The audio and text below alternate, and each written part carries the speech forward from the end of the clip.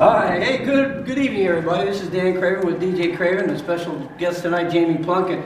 Boy, we haven't been here in a month of Sundays, and what a way to restart it up again, huh, Deej? Absolutely, yeah.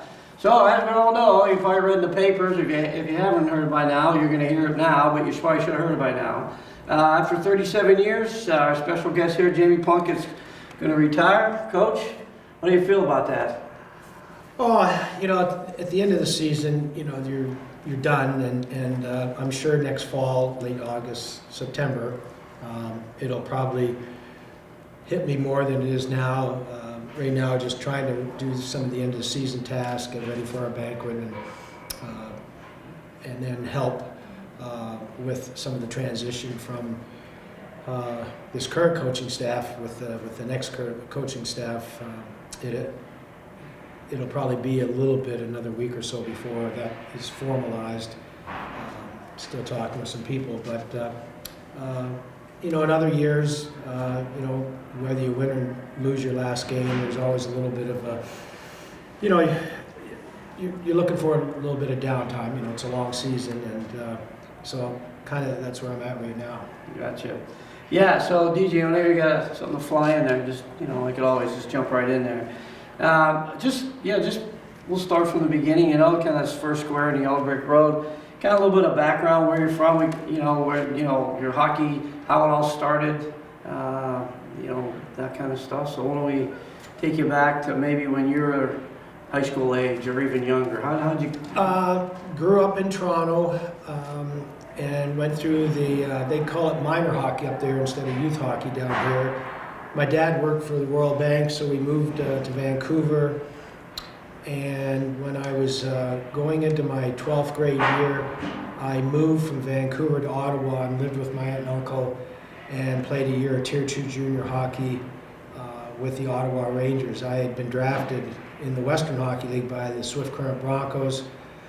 And my parents said, "You're not going to Swift Current," and their affiliate was in Saskatchewan, and my parents said, "You're not going there either." So the compromise was I moved to Ottawa with my aunt and uncle and played a year there, and then went to Cornell University in the fall of 1973.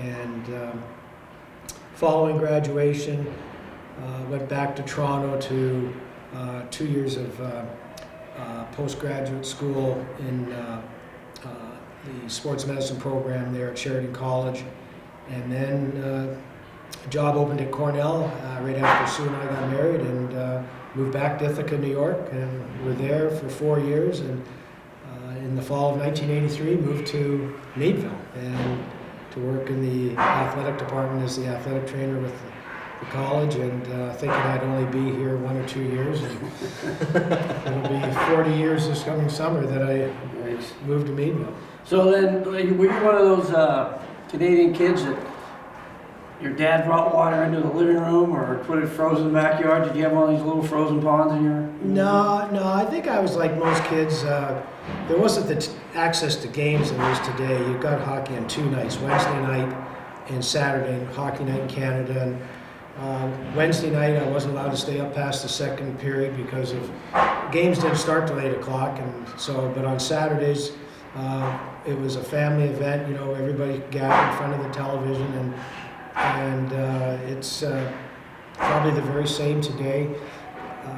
And then when we lived in Toronto, our elementary school, they put up barn wood to make a rink, and you hear the expression in Canada they call flooding the ice between periods, with the Zamboni, and where that came from is that local fire departments would come out at night and flood the rink down, and that's what we would skate on. before, after school, and on weekends if the weather cooperated. Now, did you have pond skates and playing skates? Because I can't imagine those. Or did you just have one pair of skates? One pair of skates, and you put those old plastic skate guards on, Yeah. on the old tube blades, and you'd walk. You put them on at home, and you'd walk through the neighbor's yard out to the rink, take them off, and away you go. And hopefully they were still there when you got off the ice. Yeah. Did you play other sports when you were growing up at all, like as a kid? A little bit of lacrosse. Okay. Yeah, so lacrosse is really big in British Columbia and in Ontario, and didn't play it in Ontario, but I played a little bit in British Columbia, and that was pretty much it. Yeah. Okay. That's your next coaching adventure? Coaching lacrosse? No, I'm I don't know enough about it to really make myself effective with that. So in 1983, that's what brings you to Meadville, right? I mean, this little. Yeah. Now, were there other? If that was it, I mean, did you choose or Allegheny College from a list of places, or was it? What happened was the athletic department at Cornell hit on some financial tough times there, and the athletic training staff at Cornell was about 7, and I was the most recent hire. And the head trainer said that he knew the head football coach at Allegheny College. There was a job open, and he called him. Sam Timer was the head coach at Allegheny at that time. He had coached at Cornell for a period of time, and called Sam, and I came in, interviewed with Norm Sundstrom, and was fortunate enough to get the job. And Sue and I moved. We had no children at that point, so we came in. Sue at that time was an operating room nurse, so we were to the 2 hospitals, and she went, when I was doing my interview, she went and put her name in at both hospitals, and they told her that there was a job waiting for her if I got the job. And we moved here in August of 1983, and enjoyed the experience of, working at Allegheny, but missed Ithaca, we were a little further away from our families, and probably what kept me here was when, in the spring of 1986, I was approached by Bill Robertson, who at that time was the president of Bulldog Hockey, about if I wanted to apply for the Meadville job that had just opened up. I had coached a year and a half of the Allegheny College club team, but I wasn't going to come back. They had crazy hours. We had a newborn, and some games you might have 7 kids for a game. And, Right. if there was a big fraternity party, they said hockey fraternity party. Yeah, right. Go to the party, and then we'd practice at 11 o'clock on Wednesday or Thursday night, and I just said that's not what I want. So the timing was great when Bill Robertson came, and went to Norm Sundstrom and said, this is what they asked me to do, and he said, do it. And so it was always great to have Norm's blessing. He felt it was good to have people in our department interacting with the community. Sure. And had no idea what I was getting into in terms of skill level, where this team fit in the landscape of Western Pennsylvania, but it started me on just a great experience, that I will forever be grateful for. Who was the coach before you? Denny Weston. Okay. Denny Weston, John Bunce, and Joe Coretti had coached the team the year before, and it was a group largely of freshmen and sophomores that had made it, I think, to what's now called the Penguin Cup semifinal. It was just called the Western semifinal. And Gary Gamble, Doug Hanaway, those guys were rising seniors, Jeff Hanaway. Mm-hmm. And Jimmy McCarney was a sophomore, Clayton Phillis, Jason Paglia, Jason Wentland. So those kids were all coming up as sophomores, so there was a nice nucleus of kids when I got here. So. That was like the Crawford County Cobras or something? Was there a team? Was that the kind of the predecessor to the Bulldogs, or?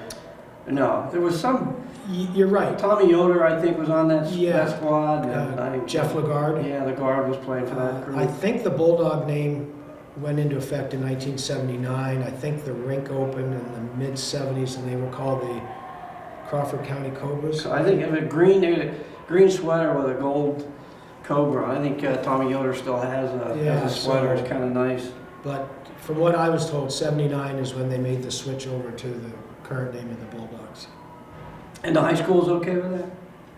Apparently, I mean. Yeah. You know, I think with, we registered, you know, all the kids had to, if they were going to play in the playoffs, they all had to attend Meadville High School. And the league would certify every kid as a student of Meadville. And after my first year, we went to the school and said we want our kids to follow the same academic and discipline guidelines. So that just to try to make it, so more like the other sports at the high school, and that had its moments, but sure, as they all do.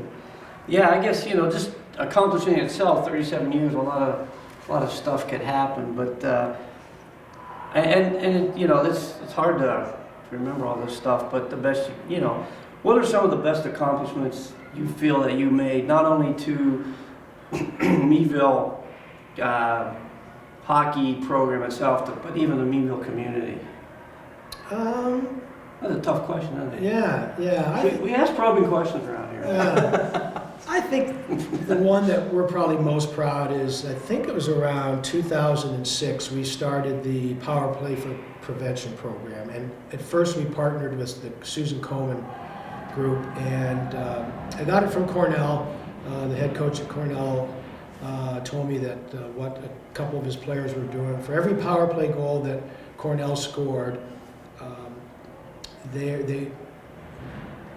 let me back up a little bit. So the players went out with pledge cards, and they would go to an individual or a business, and they would say, if we score a power play goal, you had a choice of $1, $5, $10, or a one-time contribution. And they would add up the number of power play goals they scored, and then they would collect the money at the end of the season. And that money went into something similar to the Barco Oncology Center. So the first few years we partnered with Komen, and then I think around 2012 we partnered with the Barco Oncology Center. And I think the last count I heard, we were about $125,000 that we've raised through the kids. They go around in the community, and then at the beginning of the year we have a function up at the Barco Center where there's a survivor's breakfast. There's a fashion show with the survivors, and the players would escort them to that. So, and it's good for these kids to see that there's things that go on in life that aren't particularly fair, and I don't think, as you've all heard, show me a family that hasn't had somebody that they know or in their family that hasn't been impacted by breast cancer. So that is something that we're proud of. And then we have our pink game in October, where we have a set of jerseys, socks, the kids get pink laces, pink tape, and the last few years Bethel Park said, hey, can we come up? They really they enjoyed coming up for it because they would then make donations to as well. So and I think some other schools started doing it, but that is probably the thing that Sue and I are most proud of. Gotcha. So other than, how many banners are hanging out there, state championship banners? There are Lakeshore banners? 8 state, and then if you count the PIHL, the Open Championship in 2017, that'd be 9. Yeah. And then some Lakeshore things too. Yeah. Lakeshore's been gone for so long now. I'd have to. There's another one of those questions that I should have done. Well, we asked a probing question around here. Now, taking those accomplishments off the board. Now, not to downplay those accomplishments, but those are going to be hanging there for a while. What other hockey accomplishments you felt that you made? Like whether I don't know what they would be. Getting Is there a bony driver to go the right direction or any of them? You know, I got a few. So when That's Bob good. Johnson passed away, they started the Bob Johnson Scholarship. It's a $5,000 scholarship, I believe, and Meadville has had 3 winners. There was Nice. Ryan Smart, Christian Nickerson, Morgan Nickerson. And at one time, Meadville had the most Bob Johnson Scholarship Award winners. So that's one that we're proud of. And all 3 of those guys are outstanding students, outstanding athletes, and to have something associated with Bob Johnson and the Penguin is something that we're all proud of. But I think just putting Meadville on the hockey map and having them be able to compete in Cleveland and Buffalo and Pittsburgh and up in Michigan and Ontario speaks well to probably the guy, Kevin Pipp, who, you go back and I'd like to see Kevin try to do that with today's kids, but I don't know if even Kevin would have the patience for that. But his legacy, and you still hear kids, your age and a little older, just credit Kevin with learning how to skate and not caving into I want a puck today, and just the having the wherewithal to stay with his program and one of the things that I was always so fortunate is our kids could skate. If you can't skate, you can't play this game. And Kevin really is instrumental with a lot of those early teams of being able to skate. And a lot of teams will have one line, 4 or 5 guys that can skate, but for a small community with a small population to have the depth that we did with the skating ability, I think is a credit to the kids, the parents, and certainly Kevin. Yeah, just to kind of tailgate on that, putting Meadville on the hockey map. I have 2 brothers, they both live out east. One lives in Lancaster. It's Lancaster, that's what they say. It's not Lancaster, it's Lancaster. And I was out there and he introduced me to somebody. I don't know who he was, somebody they was at, and he said, "Where are you from?" I said, "I'm from Meadville." He goes, "Oh, the hockey city." That's what he said. This was in Lancaster. You know what that is, of course. Yeah. I thought, oh, yeah, that's where that's. I thought, so you're right. You did put us on the map. Hockey's a small world, really, when you think about it. And I get a kick out of, I'll see some guys that graduated 10, 15 years ago, and they still run into teams that they beat, and they always comment how their favorite place to play was in Meadville. On a Monday night, the place would be packed, and you had the years when Tommy Westfall played, and you had the Westfall Wackos there, and they would get all dressed up and come marching in with garbage pail lids and smashing like cymbals, and so it just added to the whole experience. The community gets behind their teams here, the fans, and it just made for a wonderful experience. Yeah, just another question here before we go to break, and it's kind of a little off key. Just kind of the other sort of people that you've touched on to, not only hockey players themselves. Of course, I was going to ask you if you can remember all the Bulldog announcers, because we all know Jack Michaels. I mean, you read his article in the paper when they interviewed him, and if you don't know, Jack Michaels is now the play-by-play announcer for the Edmonton Oilers, who actually had to start here, went to, I think, a minors or college or vice versa, and ended up Edmonton. But you probably know that history better than I do. But touch a little bit on that. But do you remember who all the announcers were? I don't want to write them down. Well, the best you can. My first year, I know it's kind of a weird. 86, 87, that was the year that the basketball team went all the way to the finals. Barnett's. And Lost to Carlisle. I think Ray Horner was there, and he assigned Gary Clark to cover our hockey final. And Gary, he said the first game I ever covered was and he said there were a few gaffes, like using basketball terminology and bringing the puck up the floor and things like that. But Gary was there for the longest time, and then he stepped it down because of his job when he went to work for Senator Bob Robbins. And then there was Jonathan Whaley that came in with Jonathan Whaley, and then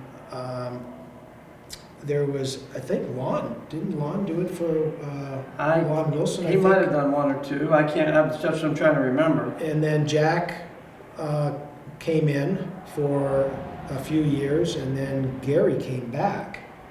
With Dick Tedesco. And Dick Tedesco, correct. So Jack, I'm trying to remember who Jack did it with. Jack might Was have it done Denny Weston?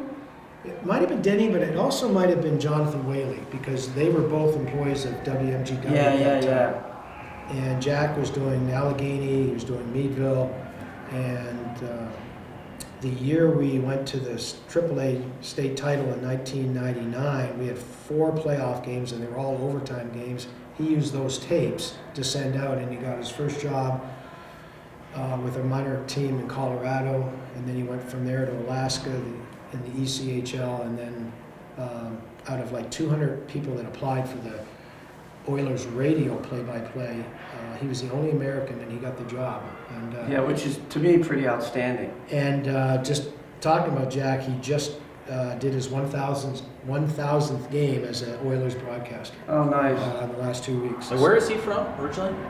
Meadville. Meadville. Oh, he's from here. I didn't know Yeah, he from started here. Yeah, his dad, Lloyd, was a We sit professor. the same chamber. He was at the same desk. Well, I knew he announced here, but I didn't know he was Oh, from yeah, he was here. from here. Yeah. Well, yeah, in fact, he gives you credit for giving him, like him and Gary Clark both, some of the, how to watch the game type of thing, which is important when you're doing the game. So he gives you credit for some of it. Jack is amazing. He is really one of the stars of the NHL. And they recently moved him from radio. He now does television. Yeah. And he is really well thought of. And if you're a serious NHL Network fan like I am, he is on there all the time. Oh, that's good. So. All right, I got a couple. One more question here before we go.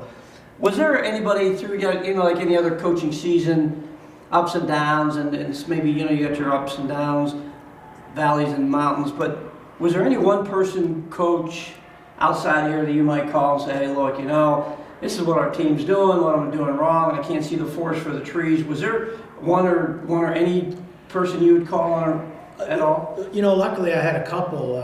One of them is the current head coach at Colgate University, Don Vaughn, and his older brother was my roommate at Cornell, and I've known him since he's about 12 years old, and he's been at Colgate now 30 years.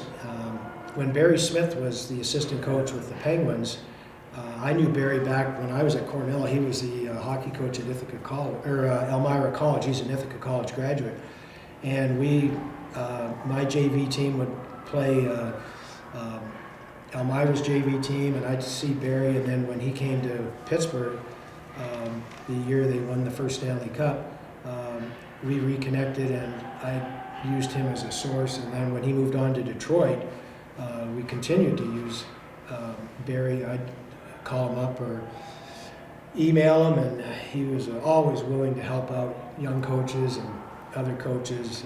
Actually came to Meadville one year, right in this room, and put on a clinic for CCYHA coaches during one of the lockout years. So he was always free with his time to work with young coaches. So those two guys were probably the most that I reached out to. And then the Erie Otters coaches, going back to Chris Knobloch, and those guys were great. Go up to watch practice and pick their brains. So really, Dave McQueen was the other Otters coach that I got to know pretty well from his time when he was with that Otters team. Of Dave McQueen's won the 2002 OHL championship, and then Chris Knobloch's team won the 2017. So some pretty good players up there. Yeah, for sure.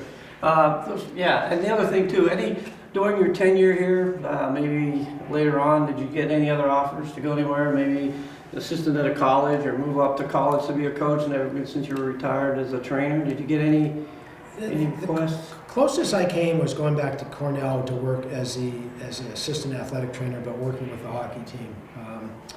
The hockey coach there was a friend of mine at that time, and somebody had left to move on to another team, and I thought about it, but I was very happy with where I was with the hockey, and really enjoyed Allegheny. It was actually the year before the team won the national championship in football, so it was a great time to be at Allegheny with the coaching staff we had there. A lot of success. I had Norm as my boss, and I remember having a couple of long conversations with my father, and he said, I think you've got a pretty good thing right here.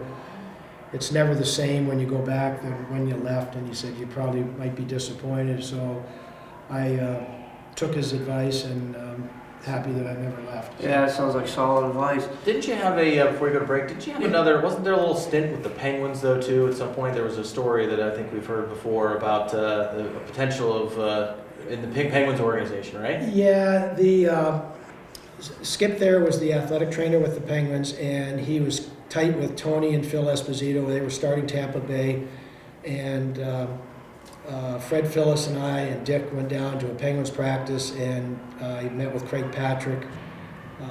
Funny story, Scotty Bowman sits down next to Fred, and they start talking about golf. And I'm downstairs interviewing with, or talking with Craig Patrick. And it never really, what ended up happening there, that was the year they lost when Kevin Stevens had that horrific injury. Yeah. And they lost to the Islanders in 7 games. And Scotty Bowman did not come back. Barry Smith and Scotty moved on to Detroit, and Eddie Johnson took over as the coach of the Penguins, and the Skip Thayer came back from Tampa to take back his job. So nothing was going to really happen until after the season, and then when they made the decision to move on from Scotty Bowman and Barry Smith, that pretty much ended any chance of me going to Pittsburgh. Right, yeah. I just remember there being a little bit of some stories there. All right, with that, we'll take our first break. We'll be back in a flash with DJ Craven and our special guest, Jamie Plunkett. Be right back.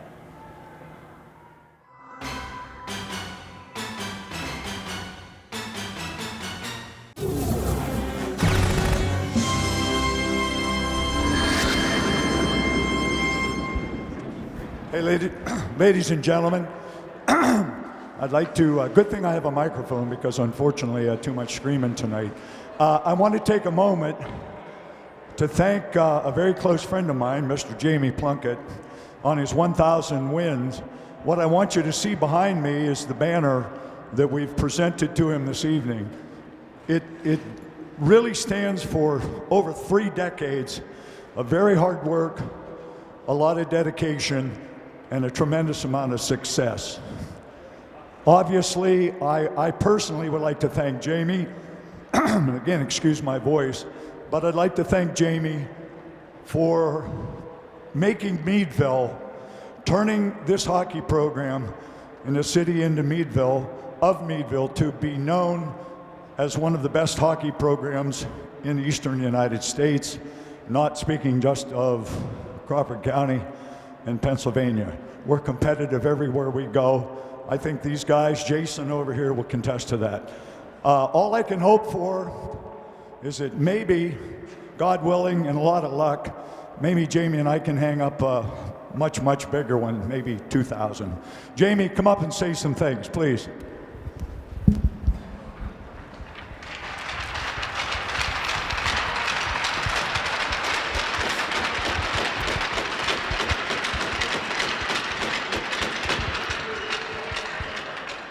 Thank you very much. Thank you to Dan and the Cathedral Prep players.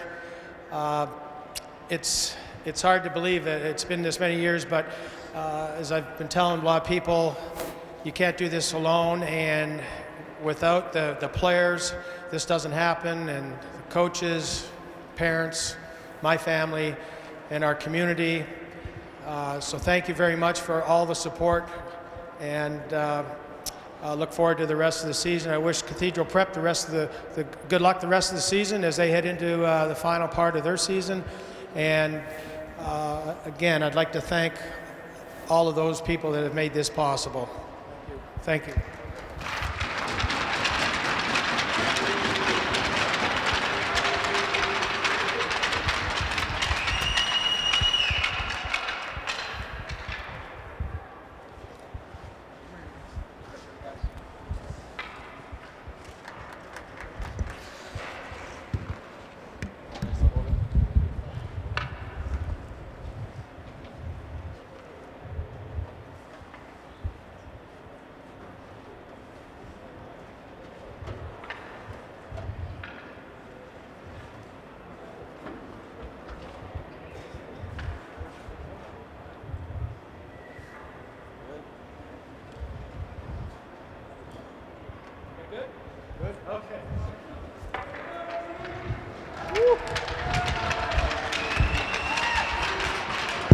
Hey, welcome back everybody. Dan Craven, DJ Craven all the way on my right wing. And centering this donut line is Jamie Plunkett. So Jamie, we went to break and had some couple things to say, but just kind of maybe lighten it up a little bit on start the second half. Some of your funniest memories, maybe as a player, or maybe as a coach. I mean, some funny things that might have happened. Anything that just kind of sticks out? Well, one of them happened this year when we were over at Cleveland at Winterhurst playing Sylvania and Northview. The St. Edward coach said, listen, use our dressing room. So players are in there, and I'm standing out with Kyle, and we're talking to the St. Ed coach, and all of a sudden the fire alarm goes off. Kyle and I look at each other, and I said, do you have a fire alarm in your dressing room? And he said, yeah, I do. So Kyle and I said, I bet you that's Dick Hollabot. And it was. Dick's around there just turning knobs and stuff like that. All of a sudden, rink has to be evacuated. And So it wasn't even a player, it was Dick. it was Dick. Yeah. I remember it was the year Ryan Smart was being looked at. It was his draft year. And the scout for the Ottawa Senators had come into, we were playing the Buffalo Regals up in Buffalo, and we get there, and Jimmy Bruner, our goaltender, comes up, and he's just ghostly white, and he said, I forgot my pads. I said, Jimmy, how does a goalie forget their pads? They're the biggest. Yeah, the biggest things you got. So it was his turn to start, so poor Matt Capola had to give up his pads, and Jimmy, it's like anything else, if you're not familiar with the equipment, he was miserable, and I think they scored about 3 goals in their first 4 shots. So most of Dan, what is funny, I can't repeat. It's a family show, so you'll just leave it at that. I've got a funny little story. There we go, yeah. I don't know if you remember this or not. We I can't tell the whole story, but you'll get the gist of it. We like funny It would have been my junior year, because Alex Christ, remember Alex Christ, was our backup goalie, because we didn't have anybody else, basically, to play. was this down at Monroeville? This would be at the Golden Mile. Yeah. Monroeville. Yeah, in Monroeville. And you were the only coach that game for whatever reason, which didn't happen very often. Scott wasn't there, Dickie wasn't there, and a lot of like the mundane things that would kind of happen that they would kind of maybe take care of. You were kind of in charge of that too, because you're the only coach. And you had said, there's no lock on the door here, so you can't lock in your stuff. So if anybody's got any valuables, make sure you get them to your parents or whatever it is. And Alex Christ, again, is just a comedic guy in general. I mean, he pulls out the dirtiest, crumbliest $1 bill and tries to hand it to you. I remember that. You hang on to that. I said, will you hold on to this? And again, it's a team that we're in like the worst rink in the league. We're all the way out in the middle of nowhere, and it's a team that we should like beat in our sleep. With skating backwards, and that kind of lightened the mood a little bit. He's a funny guy. There was some things said when you walked out of the locker room, but that was probably one of my funniest experiences. Your pregame speeches, are they off the cuff? Everybody, Herb Brooks, everybody, that's his talk before the guys played the Russians, and you see it and you play it over and you get a tear. If you're any kind of a hockey guy and you ever played hockey and you listen to that speech, it just comes. But do you have a book of speeches, or is it off the cuff, or how's that work? No, and Or how did it? I've watched a lot of coaches and how they prepare, and hockey's a little different, and probably baseball. I don't know how you could go in for a 162 game schedule and try to do something, and football is a little different because it's just 1 game a week for 10 weeks. Our season was 6 months long, 40 to 50 games. I think there's a time you just leave the kids alone, and there's a time you might have to say something, maybe identify a player who might not be playing well, and with that, you have to kind of know who to talk to and who not to talk to, because some kids are more resilient than others. But I think it's just all what you've been exposed to growing up. So you play for a couple high energy coaches, you might pick up a couple of things. So, if you're telling a funny story, so when I was at Cornell, the coach at that point had taken the stick rack was right in the middle of the room, and he had taken a hockey stick and he had sawed it almost all the way through, and he knew where it was. And the team went on a winning streak, and then finally, playing horrible, he comes in, he grabs his stick, and he's walking around the room.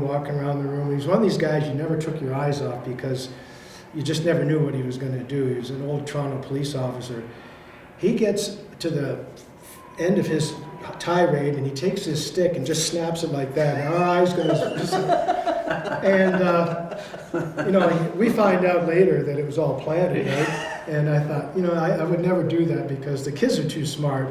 But the next couple of days, guys were walking around like Trying to fix it. not even close with it, taking it over their knee. But no, I think a lot of it just had to do with the moment.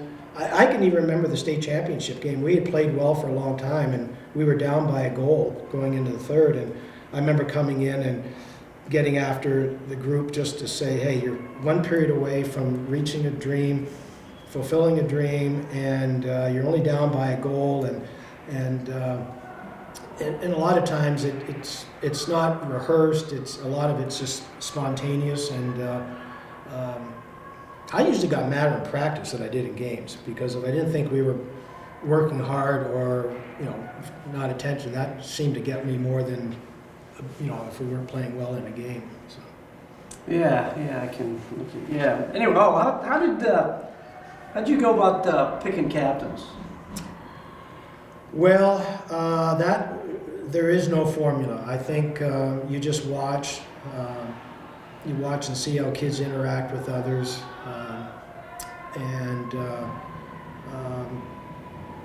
some years there's just so many good kids there. It's hard to pick one, two, or three, and a lot of teams, years ago started to go with what they called a senior group or a senior leadership group, or a leadership group, which includes some underclassmen. But it varied. A lot of times if you have a talented kid who's working hard, that is an easy one to pick because hopefully the other kids are going to fall in line and work hard. Sometimes it's a guy that obviously puts his teammates first and himself second. Those are the kinds of kids that you want to have, and some of them didn't work out as well as others, but there was a few that I think really helped them grow into being a complete player. And we had Michael Mahoney was the only player in my 37 years that was a captain his junior and senior year, and I felt sometimes that with some of the kids that became an assistant captain their junior year, it kind of gave them a little bit of experience how to handle it, so that when they became the captain their senior year, they had some experience to draw from. Maybe I did this wrong, maybe I did this better, and try to avoid some of the pitfalls. But no formula for me. I don't. Sometimes we picked them, sometimes we had the kids vote on them. So the other thing too, you coached a lot of kids. One tradition I always liked about here is that the kids, all the players past, their name tags get, and I think that has a lot to say even for the kids that are in here. That's kind of a family and a deep unity.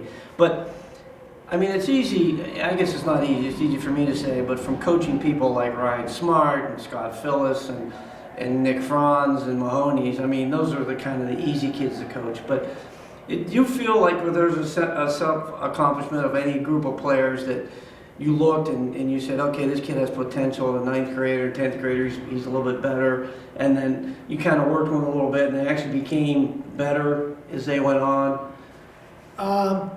Yeah, and probably, the one that jumps right out at me right now, and I know there's others, but I think Tommy Westfall was an example of that, because he was a big gangly kid, grew and was a defenseman. I think his body just grew, and it took a little while for his coordination to catch up to it. And you look at him, you think he was a tight end for football, or a D end for football, or a power forward in basketball, but hockey was his love, and moved him to forward, and it was just, he had such an infectious attitude. He worked hard. You could just see him getting better and better in his last 2 years. He was really a dominant player, and I think some other people might have just given up on him. I don't know if he would have had the same success at defense as he did at forward, but that's one that really worked out well, and a lot of it had to do with the kid who just always had a smile on his face, looked at every day as a gift, and just came in here, and he was the captain of his team his senior year, and the same thing happened at Penn State. He went down there and he was the captain of the team there his senior year, and they had a lot of success at Penn State, and you can't have enough of those kinds of kids. Yeah, that's a good thing. All right, yeah, moving right along. Any advice to any type of coaches moving up? A lot of the U8s or 12s or whatever they got going on there. You got any advice to any people that want to coach? You've been through it for 37 years. You played it.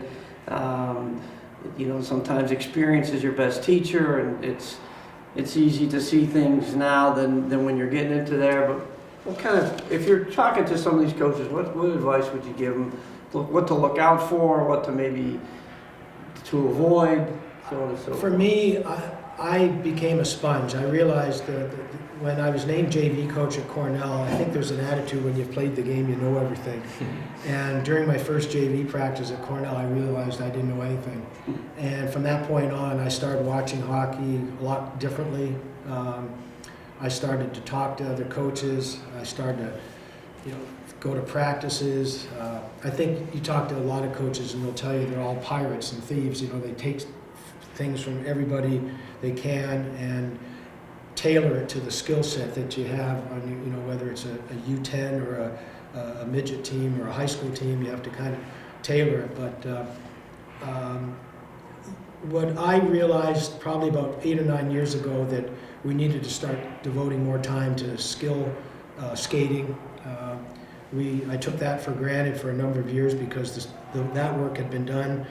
And then as the game was changing, I think after the first lockout in 04-05, they took out the red line in the NHL. Everything became faster, and I think the skill level changed. And I realized that, we got to keep up with, the skills. So we spent more time in practice on skill development than probably when DJ was playing. So just, let the kids have fun. The area games are great. You're learning about the game without even realizing it and having fun. But I think the skill development and my biggest piece of advice to the coaches today in our day we called it hockey sense. I think the jargon today is hockey IQ.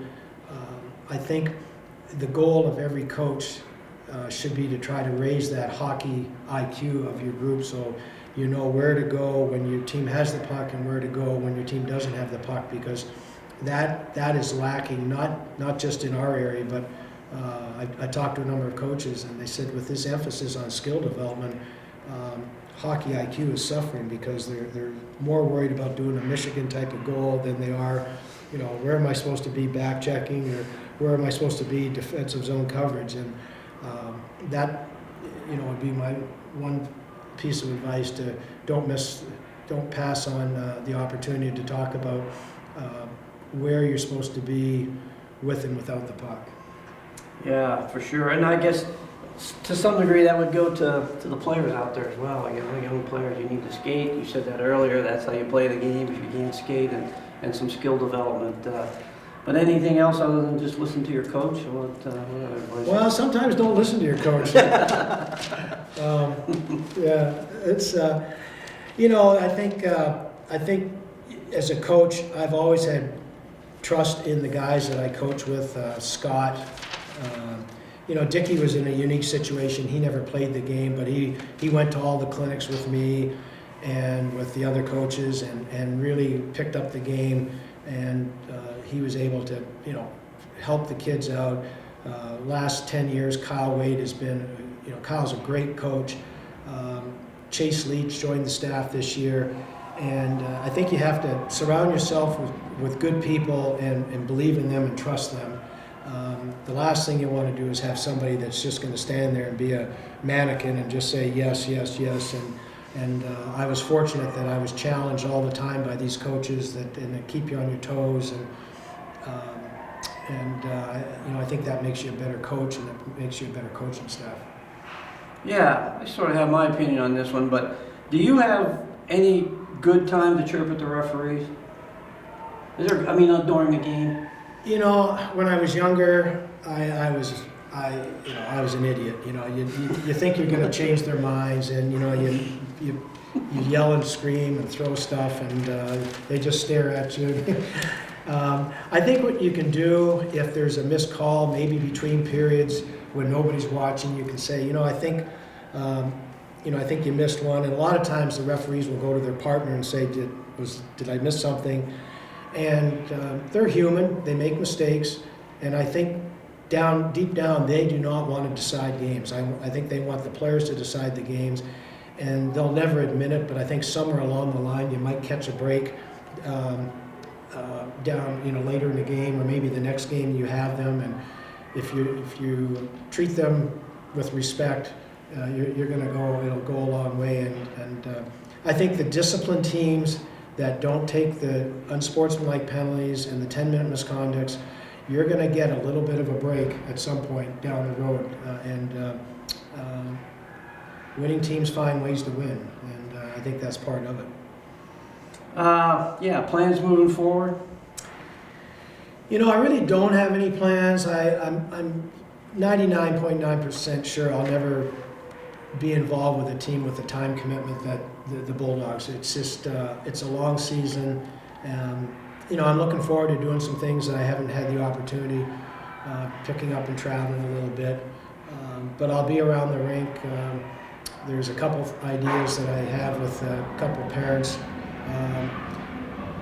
Getting the numbers up in CCYHAs, one of the things I'm very interested in helping with in any way that I can. All these guys, this is where they started, CCYHA, and we need to emphasize getting these kids, giving them the opportunity to play, and beyond that, just watching hockey and just enjoying a little bit of free time. There you go. How'd you get the nickname Chief? How'd that come about? What's your roots? Is that... Actually, it was David Jones and Mike Abendanza, their senior year. They apparently didn't like my name. They just said they would come up with something, and I wasn't sure. First few times I heard, I was looking around trying to figure out, who they're talking about, and so it started that year. And I always told Jones you could have said something worse. Yeah, right. It started there, and so that's 30-some years ago. I was going to say, that was a long time ago. Yeah, so... that just stuck. Yeah. Well, that's a good thing. Well, any shout-outs? Anybody, anything you want to say, just to kind of sum things up? Deej, you might have a question, but any shout-outs you got? Yeah, I guess one question I was going to ask is that you kind of maybe touched on it a little bit, but just one thing that you always kind of ask somebody, kind of finalizing something of just what do you want your legacy to be as the kind of the face of the Bulldogs for the last 37 years, yes, but kind of like as the, a Bulldog coach and just what you've left. I mean, you've talked a little bit about some things that you've done that you're proud of, but what do you think you'd like your legacy to kind of be left as? Just, the sport of hockey grew, and, you hope that you made an impact on, some kids' lives. I know I've told you guys this before. I think, parents, coaches, and teachers have a huge responsibility, and what you say and what you do, they're watching and listening. And I've had conversations with guys in my first couple teams telling me they remembered stuff, 30-some years ago. And it's a responsibility that I took seriously just because they are kids. And, there's a few things I wish I could have said and done differently, but you do some things when you're younger because you think you need to do those things to win. But if I had a do-over, there's a few things I'd have done differently. But, just proud of the kids and the community and growing the sport and putting it on the map and allowing a little town like Meadville to be able to compete in bigger cities. Yeah, well, I guess I could say just because, former player here, we thank you, obviously, because you definitely touched a lot of lives, and mine included, so we thank you for that. Thank you very much. Yeah, for sure. Yeah, that was definitely 37 years is a long time, and so we got an end of an era. Yeah, that's kind of a. Well, they all, and it's a new era. It's sometimes the end of one is the beginning of another, and hopefully we'll be here to support the new coaching staff, and the kids hopefully have a bitter taste in their mouth with the season we had and come back hungry and ready to go next fall.